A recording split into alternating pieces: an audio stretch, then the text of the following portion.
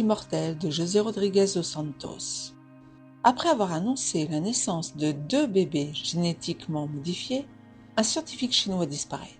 La presse internationale commence à se poser des questions. Les services secrets tentent de trouver des réponses.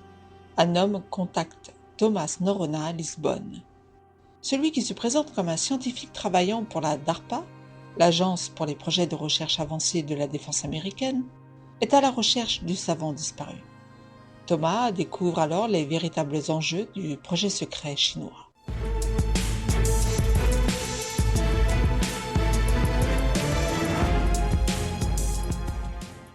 Une nouvelle fois, José Rodríguez dos Santos signe là un livre qui ne laissera pas indifférent, tant par son contenu que par l'idée qu'il véhicule. Ici, il s'attaque à l'intelligence artificielle et s'appuie sur les recherches et les créations en cours pour dérouler son histoire et son intrigue technologique, qui se termine par une hypothèse d'une humanité 5.0. Oui, une humanité 5.0. Une humanité, vraiment ? Allez, je n'en dis pas plus pour ne pas dévoiler le contenu de son épilogue et de ses notes. Revenons à l'histoire. Celle-ci commence par une conférence à laquelle participe l'éminent professeur Yao Bei, qui révèle au monde le progrès de la Chine en termes de génie génétique et de manipulation génétique. Lui-même travaille sur le projet Vitruve, qui doit voir l'homme se connecter à la machine. Ni une, ni deux, la police chinoise lui tombe dessus, disloque son équipe et le force à terminer son projet seul, lui donnant 6 mois pour le faire.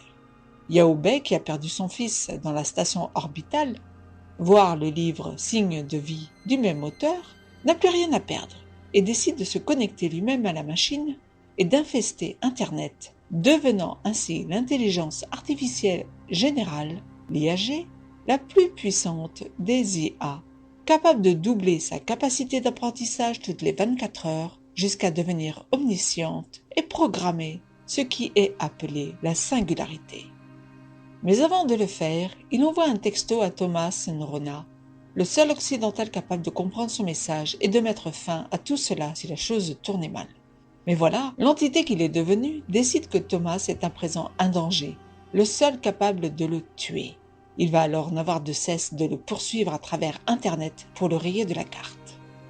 Voici le postulat du départ du roman de José Rodríguez dos Santos.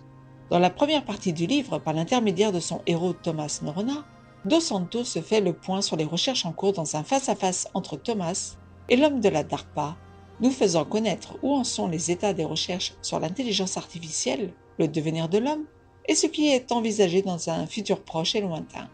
Il n'y a là pas de réelle action, mais plus un jeu de questions-réponses et la partie la plus scientifique du livre qui vient poser la seconde, qui va alors voir arriver l'action avec la chasse à l'homme de Tomás par l'entité.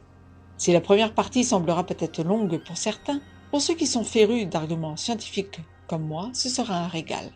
C'est la façon de travailler de José Rodríguez dos Santos qui nous offre à nos lecteurs toujours 2 parties dans ses romans.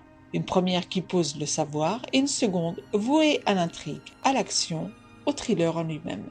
Une nouvelle fois, c'est donc une réussite. Et même si on peut regretter peut-être une fin un tantinet rapide, le résultat est là. C'est un excellent opus marqué par l'avis et les hypothèses de notre futur, vu par l'auteur et qui rejoint ce qu'il avait déjà développé dans son livre « La formule de Dieu ».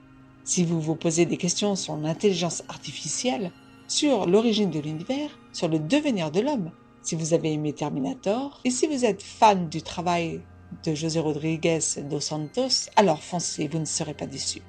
Personnellement, j'ai mis à ce livre la note de 5 sur 5. Si vous avez aimé cette critique, n'oubliez pas de mettre un pouce vers le haut, de partager sur les réseaux sociaux afin de nous faire connaître, de vous abonner si ce n'est déjà fait. Et pour ma part, je vous souhaite une bonne lecture et vous dis à très bientôt pour une nouvelle critique sur audétourdunlivre.com.